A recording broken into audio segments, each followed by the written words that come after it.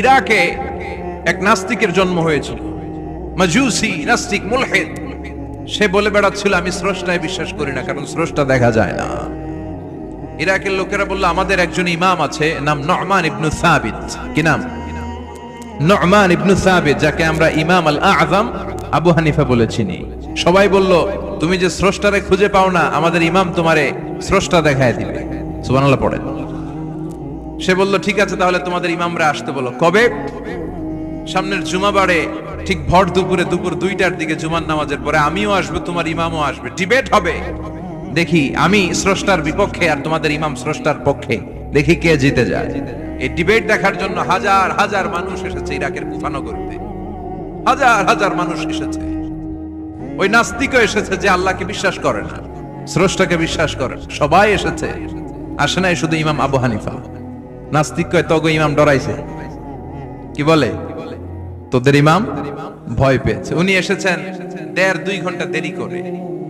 1.5 ঘন্টা দেরি করে যখন উনি আসলেন, নাস্তিক বলে আপনার সাথে কোনো কথা নাই, আপনার তো সময়ের জ্ঞানই নাই, আপনার সাথে কিসের আলাপ? ইমাম আবু হানিফা বললেন ইনদি উযর, আমার ওজর আছে। কি ওজর? তিনি বললেন আমি যখন ঘর থেকে বেরোই আমার বাড়ির সামনে বিশাল এক নদী পড়ে যায়, আর এই নদী পেরোতে আমার নৌকা ব্যবহার করতে হয়। আজকে এসে দেখি নৌকাও নাই, মাঝিও নাই, কিচ্ছু নাই। কিভাবে পার হবো? হঠাৎ দেখলাম নদীর পাশে বিশাল বড় গাছ, গাছটা হঠাৎ এমনি এমনি 2 টুকরা হয়ে গেল। গাছ থেকে বিশাল কাঠের তক্তা বের হয়ে গেল। তক্তাগুলো অটোমেটিক্যালি জোড়া লেগে নৌকা হয়ে গেল। এই নৌকা মাঝি ছাড়া সা করে আমার সামনে চলে এলো। আমি নৌকায় বিসমিল্লাহ বলে বসে পড়লাম। হঠাৎ নৌকা আমারে টান দিয়ে ওপারে নিয়ে এলো। তারপর আমি আপনার এই ময়দানে ছুটে এসেছি। এই যে গাছ কাটা, তক্তা হওয়া, নৌকা হওয়া, মাঝি ছাড়া চলা, এই প্রসেসিং হতে আমার 2 ঘন্টা সময় লেগেছে। I am extremely sorry for that. আনা আসিফ জিদ্দান, আমি দুঃখিত।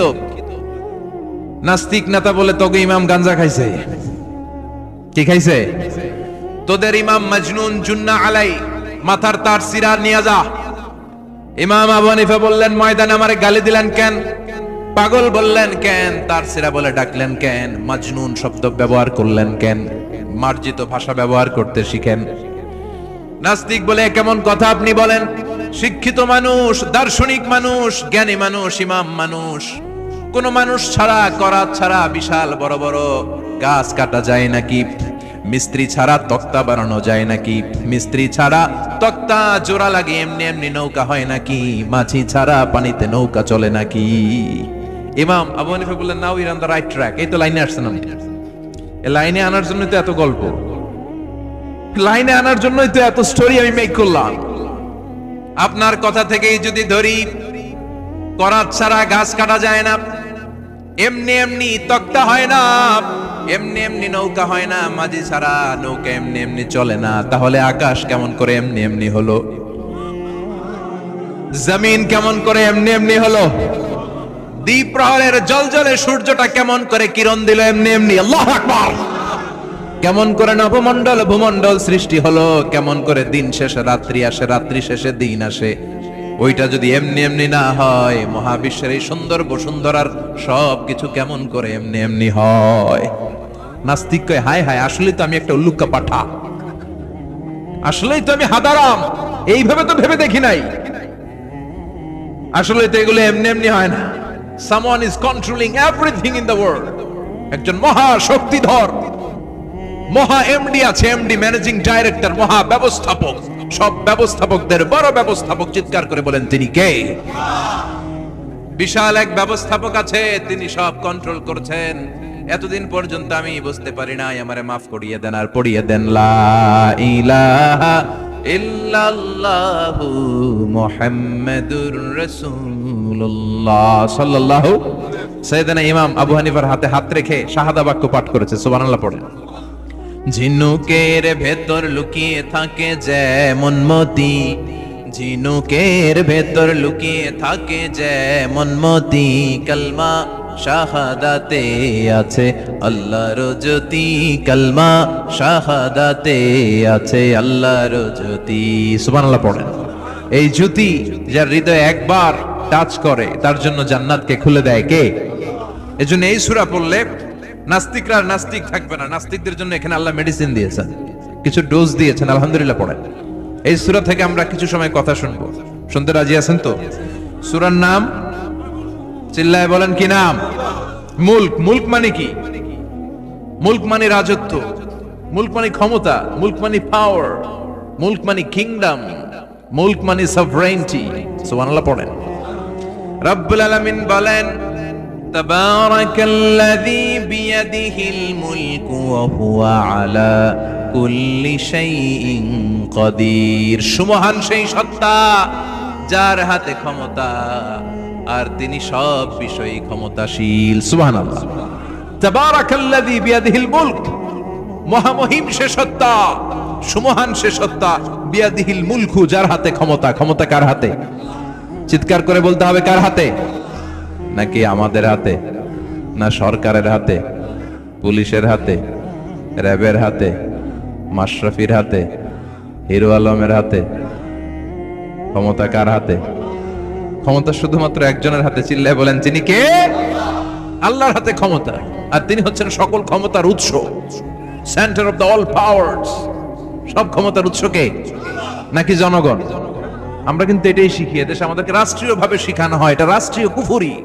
সকল ক্ষমতার উৎস জনগণ নয়, সকল ক্ষমতার উৎস কে? উনি ক্ষমতার উৎস, তিনি ক্ষমতাশীল, মহা ক্ষমতাধর। তার ক্ষমতার সাথে কারো তুলনা হয় না। আমাদের কি ক্ষমতা আছে? কথা বলেন। বল্লা পোকার কামড় খাইছেন? হ্যাঁ, মৌমাছি কামড়াইছে? মৌমাছি কামড়াইলে চিল্লাচিল্লি শুরু করে। তো কি ক্ষমতা আছে আপনার? বল্লা কামড় মেয়েরা দেয় দৌড়, ওটা ধরে যে মার মইটাও পারি না। কুত্তায় কামড়াইলে আমরা কুত্তারে কামড়াইতেও পারি না। কথা বলেন। আমরা নাকি ক্ষমতার মালিক। পিছন থেকে কেউ যদি বলে হুজুর সাপ, মজা করে বলছি, এতই ভয় পাইছি। আসলে যদি ফস করে আসতো সব দৌড়। স্লোগান দেওয়ার বেলায় লিল্লাহে তাকবীর, আল্লাহু আকবার, আমার ভাই তোমার ভাই, কাপায় ফেলামো নামায় ফেলামো। কথা বলেন। আর যদি পেছন থেকে কেউ আওয়াজ করে বলে সাপ, দৌড়। আপনারা কি দৌড় দিবেন? আমরা এদিক দিয়ে দৌড় দিব। কথা কন। চাচা আপন প্রাণ জীবন বাঁচানোর জন্য ভয়ে পাগল। সাপ লাগবে না, বাবা ব্যাং চিনেন? মাইথার দিয়ে নাই বোধহয়। আছে আছে। কি করে? খালি লাফায়। 10টা ভাও ব্যাং যদি ছেড়ে দেওয়া হয়, স্টেজে 2টা আর বাকি 8টা এদিকে, ভাও ব্যাং আর কি লাভ দিবে? এরসে লাফালাফি শুরু করবো আমরা। কথা বলেন। আর আমরা দাবি করি আমরা ক্ষমতার উৎস। কোনো ক্ষমতা নাই। একবার ডায়রিয়া হলে 3বার টয়লেটে গেলে আর চেহারার দিকে তাকানো যায় না। কারে মাফ করে দে, আই মরে যাইও, আই হাইতান ন, আছে না নাই? তো পারবেন না কেন? আপনি না ক্ষমতার উৎস? আপনি না ক্ষমতার উৎস? আরে আপনার তো কোনোই ক্ষমতা নাই। খুলিকাল ইনসানু দাঈফা, মানুষকে দুর্বল থেকে দুর্বল করে তৈরি করেছে কে? এজন্য রব্বুল আলামিন বলেন তাবারাকাল্লাযী বিয়াদিহিল মুলকু ওয়া হুয়া আলা কুল্লি শাইইন কাদির। সুমহান সেই সত্তা যার হাতে ক্ষমতা। চিল্লায় বলেন ক্ষমতা কার হাতে? আমাদের হাতে কোনো ক্ষমতা নাই। আমরা হলাম দুর্বল। আমরা কি? দুর্বলের ঘরের দুর্বল। আমরা যখন জন্মেছিলাম দুর্বল। আমার ছোট্ট একটা মেয়ে আছে, আমি অবাক হয়ে থাকি যে আমিও তাইলে ছোটবেলায় এরকম ছিলাম। না খাওয়ালে খেতে পারে না, পেশাব পায়খানা করে, ঘর নষ্ট করে, বমি করে, দাঁড়াতে পারে না, শুইতে পারে না, লালা পড়তে থাকে, ক্লিন করতে হয়, সব সময় থাকে।